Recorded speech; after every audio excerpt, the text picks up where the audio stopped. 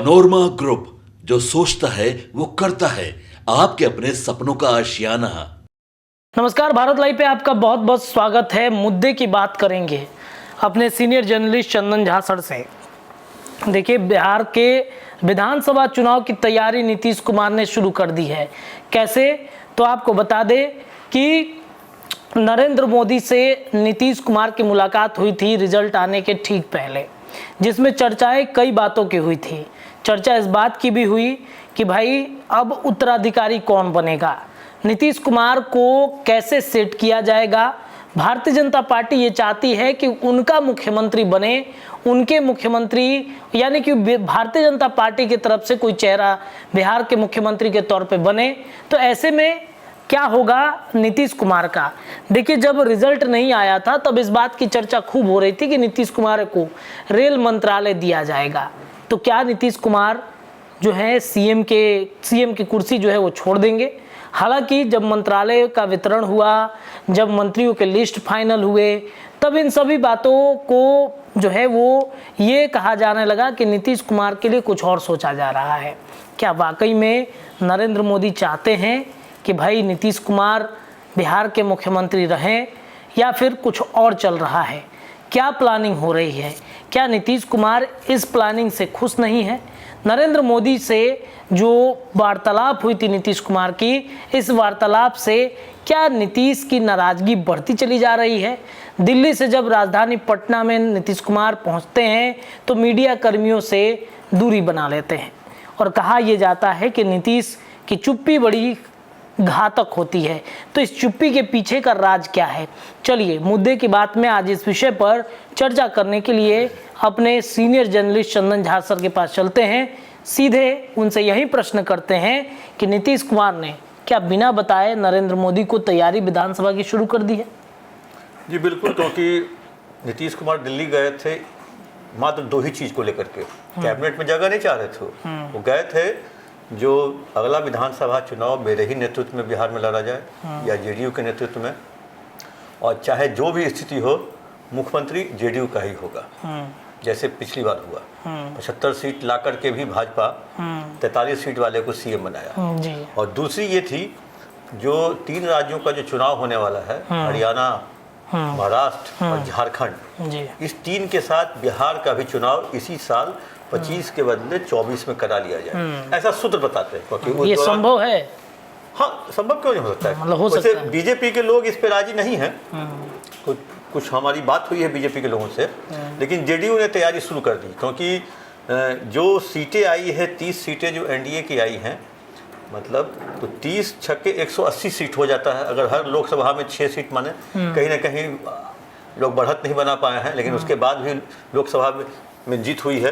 तो वैसी स्थिति में जो नीतीश कुमार का जो परसेप्शन है, जो इस जीत के साथ ही हम अपने विधानसभा जीत को भी जोड़ लें, क्योंकि लगे हाथ अगर चुनाव हो जाएगा तो अभी केंद्र में मोदी की सरकार है। प्रधानमंत्री नरेंद्र मोदी तीसरी बार शपथ लिए हैं और कैबिनेट में जेडीयू के भी मंत्री हैं बिहार कोटे से, चिराग भी मंत्री बने हैं, मांझी भी मंत्री बने हैं। तो एक एनडीए का पूरा कुनवा वहाँ जो दिख रहा है बिहार के तरफ से जो वहाँ है, इस कुनवे को लेकर के वो फील्ड में उतरना चाह रहे हैं। और फील्ड में उतरेंगे तो एनडीए के तरफ से ही चुनाव की फील्डिंग होगी। तो नेचुरल सी बात है, ये मतलब आत्मविश्वास से भरे हुए नीतीश कुमार, तो अगर हम चुनाव में जाते हैं समय से पहले, तो जो इनकी हारी हुई सीट थी, जो पिछले बार 2020 में ये हार गए थे, जिसका आरोप लगता है चिराग पासवान पे, तो चिराग पासवान ने कम से कम 20 से 22 सीटें नीतीश कुमार को जीतने से रोक दिया। तो वो सीटें फिर चाह रहे नीतीश कुमार रिगेन करके एक मतलब विधानसभा में एक कहें जो एक सम्मानजनक स्थिति में जेडीयू को पहुंचा दे, और उसके बाद राजनीति से संन्यास भी लेना चाहते हैं। तो अब वो चाह रहे हैं जो जिस मुकाम पे जेडीयू को मैंने पहुंचाया था, आज वो ठीक है थोड़ा सा कम हो गया है विधानसभा में, उसी मुकाम पे जेडीयू को पहुंचाने की इनकी इच्छा है। अब वो इसी के साथ होगा, जैसे ही कुछ चीजें पुरानी होंगी, जैसे 1 साल अगर हो जाएगा केंद्र की सरकार को, बहुत लोगों की आकांक्षाएं इच्छाएं नहीं पूरी होंगी।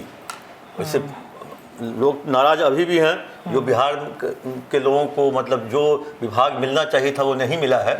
वैसी स्थिति में तो अभी 1 साल के बाद हो सकती है जो कुछ बातें और लोगों को नागवार गुजरे, तो वैसी स्थिति में नीतीश कुमार चाह रहे हैं जो अगले 2-4 महीने के अंदर, अब ये जून खत्म होने वाला है, जुलाई, अगस्त, सितंबर, अक्टूबर, 4 महीने के दौरान विधानसभा भंग करके केयरटेकर के रूप में सीएम नीतीश कुमार रहें और इन्हीं के नेतृत्व में फिर से विधानसभा चुनाव कराने की संभावना है, ऐसी चर्चा है। लेकिन बीजेपी के कुछ लोग इस पर तैयार नहीं हो रहे हैं। लेकिन बीजेपी के जब केंद्रीय नेतृत्व इस पर तैयार हो जाएगा तो लोकल नेतृत्व का कोई मतलब नहीं है, कोई वैल्यू नहीं रहेगा। और इसी क्रम में वो चर्चा करने गए थे पीएम के पास। तो ये चर्चा क्या उनकी पूरी हो गई है? देखिए, पूरी तो नहीं हुई है। हमको लगता है जो अब तो कुछ ऐसी चीज़ें होंगी, कुछ घटनाक्रम होंगी उसके बाद, क्योंकि इस चीज़ की आशंका महागठबंधन को भी है जो चुनाव समय से पूर्व हो सकता है। आपको याद होगा लोकसभा चुनाव के बाद मुकेश सहनी का एक बयान आया था, जो ये जो लड़ाई है अभी खत्म नहीं हुई है। ठीक है, हमने एक भी सीट नहीं जीती, लेकिन हमारी लड़ाई जारी रहेगी। बहुत जल्द बिहार विधानसभा का चुनाव होने जा रहा है। वैसी स्थिति में तैयारी तो अब कहीं ना कहीं जो है, अब ये बातें पहले मीडिया के क्षेत्र में थी, अब ये पॉलिटिकल क्षेत्र में भी पक्ष विपक्ष दोनों तरफ से चर्चा हो रही है। और मतलब कहें जो एक तरह से पूरा माहौल अब बन रहा है चुनाव का। अभी ठीक है, अभी गर्मी का मौसम है, हीट वेव चल रहा है, लोग थोड़ा अपने आप को अभी घर में ही कैद रख रहे हैं। जैसे ही मतलब 17-18 जून के बाद जैसे ही हीट वेव कम होगा तो पॉलिटिकल दायरे में, पॉलिटिकल पार्टियां भी तो आराम कर रही हैं ना। लोकसभा का चुनाव में बहुत मेहनत हुआ। अब जैसे 250 सभा किए तेजस्वी, सभा करते करते उनके कमर में मोच आ गया। नीतीश कुमार भी अस्वस्थ रहे, उनका रोज प्रतिदिन रहता था दो जनसभा। कई जगह उन्होंने रोड शो भी किया, मधेपुरा में किया, मधुबनी में किया, कई जगह उन्होंने रोड शो भी किया। तो अब इस उम्र में कम से कम हमको लगता है 70+ होंगे सीएम। तो ऐसी स्थिति में वो सभा किए हैं रोज, लेकिन जितने अब यंग है तेजस्वी, जितना वो किए उतना नहीं किए। लेकिन कहीं ना कहीं देखिए, अभी आपको जो वर्तमान स्थिति है विधानसभा में, वो मैं आपको बता दूं, जो 74 सीट बीजेपी के पास है, जेडीयू के पास 43 है, हमको 4 है और लोजपा को 1 सीट मिली थी। वो लोजपा फिर जाके मर्ज कर गया जेडीयू में। तो ऐसी स्थिति में राजद को 75 है, कांग्रेस को 19 है, सीपीआई और सीपीएम को 2-2 सीट मिली। अब वहीं 23 सीटें अन्य के खाते में गई। तो ऐसी स्थिति में, लेकिन एक चीज़ तो है, जो अचानक से अगर ये घोषणा हो भी जाए, विधानसभा भंग हो जाए, क्योंकि नीतीश कुमार अचानक से करने वाले नेता माने जाते हैं, जब अचानक से अगर किसी दिन इसकी घोषणा हो भी जाए तो बहुत आश्चर्यजनक बात नहीं हो सकती है। और केयरटेकर के रूप में काम चलता रहेगा। और हमको लगता है जो इस चीज़ पर वो राजी, उनको तो केंद्रीय नेतृत्व हो गया है, तो ठीक है, हम समय से पूर्व करा देंगे, क्योंकि केंद्रीय नेतृत्व को भी समझाया गया होगा। इससे फायदा होगा बीजेपी को या फिर एनडीए गठबंधन को? ये लोग तो फायदा सोच के काम कर रहे हैं। अब वो फायदा होगा कि नहीं होगा ये तो आने वाला समय बताएगा। लेकिन बिहार विधानसभा चुनाव जो है वो ठीक है, आप गए होंगे, आप भी लोकसभा में गए, घूमे बहुत जगह, बहुत सारे क्षेत्रों में। पब्लिक का क्या कहना था, ऊपर देख के दे रहे हैं वोट। इस बार विधानसभा चुनाव में ऊपर नहीं होता है, सब होता है नीचे देख करके। तो नीचे पे लालू प्रसाद यादव की पार्टी यहाँ 14, 18, 32% है, 2% मल्लाह है, तो 32-34%, और कुशवाहा। और एक हम लोग भी चर्चा किए थे कुछ देर पहले, जिस तरह से कुशवाहा ने लालू यादव को कहे जो बधाई दी है, और कहे जो क्या कहा उन्होंने, सामाजिक न्याय के पुरोधा। तो वैसी स्थिति में अगर कुशवाहा का 6% वोट अगर मिल जाता है तो लड़ाई तो तगड़ी होगी। मतलब मुस्लिम, यादव, कुर्मी, कुशवाहा और मल्लाह। हमको लगता है जो मुंगेर क्षेत्र में कुर्मी कुशवाहा ने नरम सिंह को वोट नहीं दिया। अगर आप देख लीजिए पूरा उसका डाटा, कल भी हम लोगों ने विश्लेषण किया ही था इस विषय पर। तो वैसी स्थिति में अब बहुत आदमी बहुत काम करता है फायदा को लेकर के, लेकिन अचानक वो मुंह की भी खा जाता है। और आप विधानसभा में आप देखें जो सिंगल लार्जेस्ट पार्टी के रूप में आरजेडी आई, ठीक है, उनके कुछ लोगों को फिर बाद में तोड़ लिया गया। वैसी स्थिति में सिंगल लार्जेस्ट पार्टी थी, और सिंगल लार्जेस्ट पार्टी थी तो कहे जो उनके साथ कांग्रेस भी थे।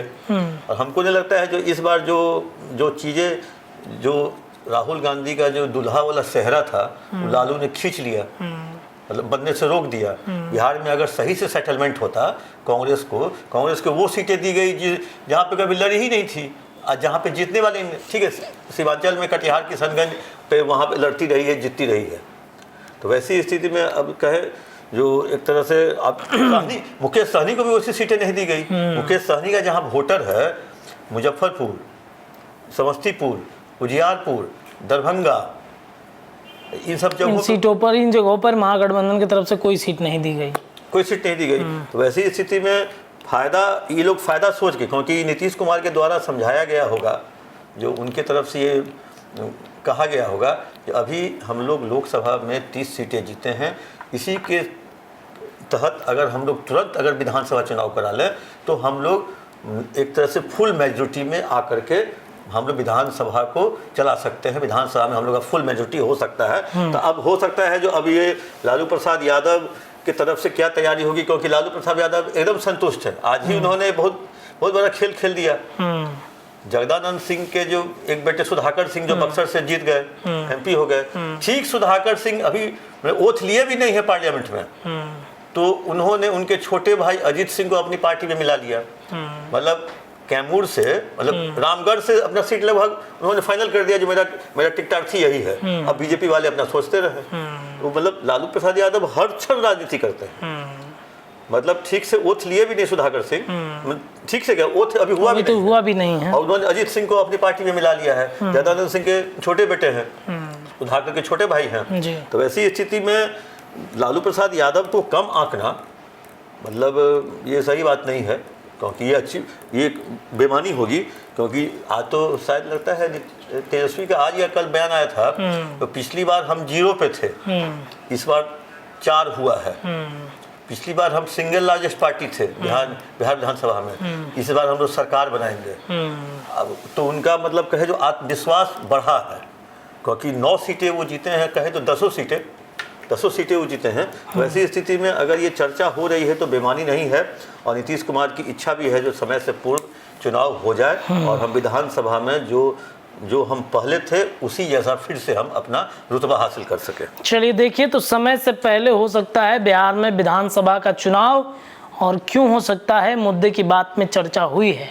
फिलहाल इस खबर में इतना ही, लेकिन दिन भर लगातार खबरों का सिलसिला भारत लाइव पर जारी है। बहुत बहुत धन्यवाद। पनोरमा ग्रुप, जो सोचता है वो करता है। अगर ये वीडियो पसंद आई और वह बिहार के राजनीति और बिहारियत से सरोकार रखेनी तो सब्सक्राइब बटन दबा के चैनल के सब्सक्राइब कर ली। ओजे एगो घंटी बा, ओकरा बटन दबा देला से कुल सटीक और मारक खबर रुआ मुफ्त में मिल जाई। अगर रुआ पत्रकारिता के हमनी के नया प्रयोग में सहयोग कर चाहतानी तो ज्वाइन बटन दबा दी। पेटीएम नंबर नोट कर ली 9386816700। धन्यवाद।